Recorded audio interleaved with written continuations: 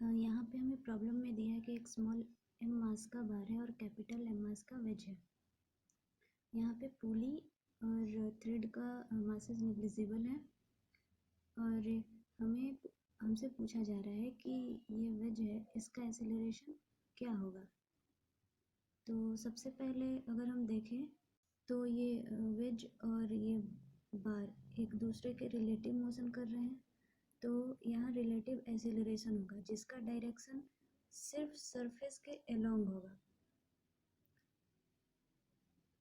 तो relative acceleration सिर्फ surface के अलोंग होगा और ये हॉरिजॉन्टल के साथ अल्फा एंगल बना रहा है और ये वेज ये एक्सेलरेशन से चल रहा है। हम जानते हैं कि acceleration of small m with respect to capital M is equal to AR vector होता है। अब यहाँ से हम दो चीज़ देखेंगे, इस बार और वेज का फ्री बॉडी डायग्राम और काइनेटिक डायग्राम। तो इस बार के लिए अगर हम देखें तो इस बार पे mg नीचे की तरफ लगेगा और इसका कंपोनेंट mg cos अल्फा इस डायरेक्शन में और mg sin अल्फा इस डायरेक्शन में। इधर ऊपर की ओर यानी परपेंडिकुलर हमें लगेगा नॉर्मल और इस तरफ टेंशन लगेगा। वहीं हम वेज के लिए देखेंगे तो इस वेज पे नीचे की ओर mg और इधर टेंशन होएगा, इस तरफ इधर नॉर्मल होगा परपेंडिकुलर और इधर टेंशन और ऊपर की ओर नॉर्मल ड्यू टू ग्राउंड होगा। लेकिन यहाँ वर्टिकल मोशन से तो हमें कोई मतलब नहीं है, वर्टिकल फोर्स से कोई मतलब नहीं है, तो हम उसको नहीं देखेंगे।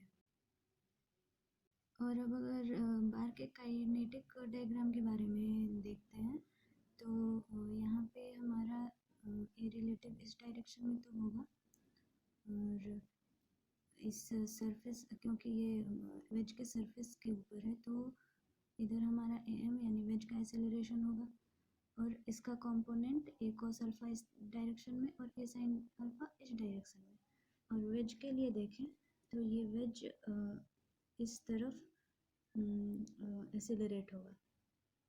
अब हम यहाँ देखते हैं तो यहाँ पे एक स्ट्रिंग कांस्टेंट लग रहा है। जैसे स्ट्रिंग कांस्टेंट क्या है कि जितना ये वेज इधर खिसकेगा, जितना ये इधर एक्सेलरेट होगा, ये बार उतना ही इधर एक्सेलरेट होगा।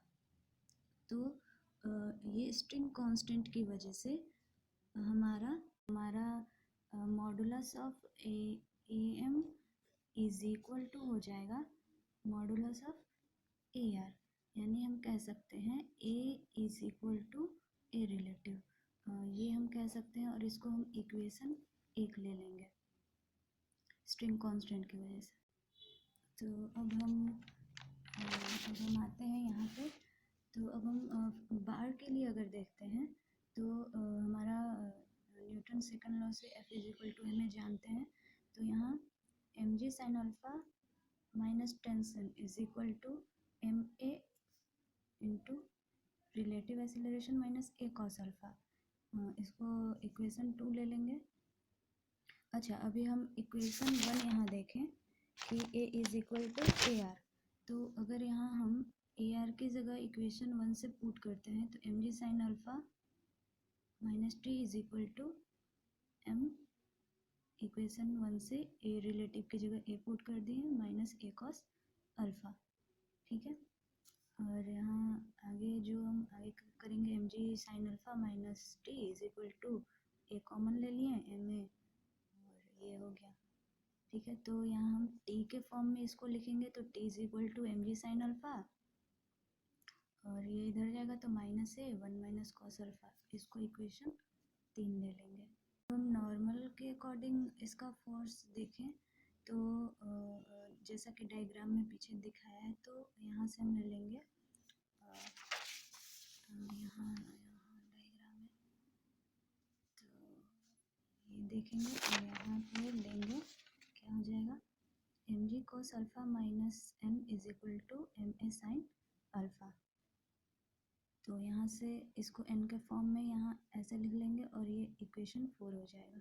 अब हम वेज की बात करें तो वेज पे जो फोर्स लग रहा है तो उसको हम t minus T cos alpha plus N into sine alpha is equal to M है, और यहाँ से हम t कॉमन ले लेंगे तो ये 1 - कॉस अल्फा आ जाएगा, और ये सेम इसी तरह से, और इसको हम इक्वेशन 5 कर लेंगे। अब इक्वेशन 5 में हम इक्वेशन 3 और 4 का वैल्यू पुट करेंगे यहाँ से t और n के लिए। तो t के लिए हम इक्वेशन 3 से वैल्यू पुट किए और n के लिए इक्वेशन 4 से वैल्यू पुट किए, और फिर इसको इक्वेट करेंगे। तो आगे का इक्वेशन बस सॉल्व कर देना है। तो यहाँ से हम जब करेंगे तो M G sine alpha into 1, और ये हो जाएगा M G sine alpha into cos alpha, और फिर इसको इसके साथ मल्टीप्लाई करेंगे तो एम ए, और ये 1 - कॉस अल्फ़ा स्क्वायर हो जाएगा, plus M G cos alpha into sine alpha minus M A sine alpha square is equal to capital M A. तो यहाँ हम देखेंगे तो ये